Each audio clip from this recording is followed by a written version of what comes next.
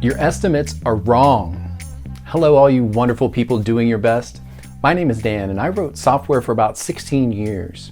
A question that came up then and still comes up now is, how long will it take?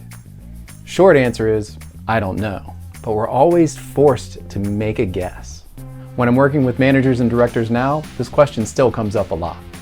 So here are some reasons why your estimates are so bad. Number one, humans are bad at estimates. We can be too optimistic. We can be emotional. We can also feel the pressure to make the time shorter than it should be. And a lot of times in projects, we just don't know what we don't know. So until we get in there and we start looking at things, we realize it's more complex later. And if you don't believe me that humans are bad at estimating, just Google humans are bad at estimating. 34.6 million articles will agree with me. Number two, your whip is too high. Whip is like juggling. You can't really focus on one thing at a time. This is called context switching, and it's mentally expensive.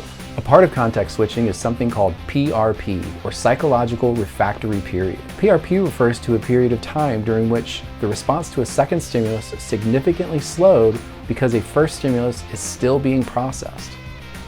So when we move on to that second task, we're still thinking about that first task some.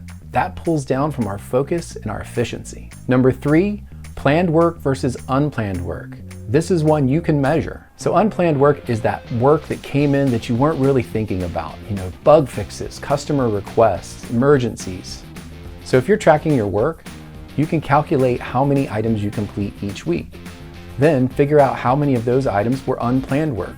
From that, you can get your ratio of planned work to unplanned work. Why is this important? It's important for planning, because you might be planning for 100% of planned work instead of the reality of 50-50. So for example, there's a team of 5 people who work 40 hours per week, so you expect their capacity to be 200 hours of work per week. So if you had a 200-hour project, you would expect that team to complete that work in 1 week. But what if their planned to unplanned work ratio is 50%? That drops their capacity to 100 hours per week. So your 200-hour project will now take 2 weeks. These are the type of problems that come up with companies all the time. My Team Tune-Up package covers this topic and more to help you get the most out of your teams. My name is Dan. For more information, please go to thedigitalcustodian.com.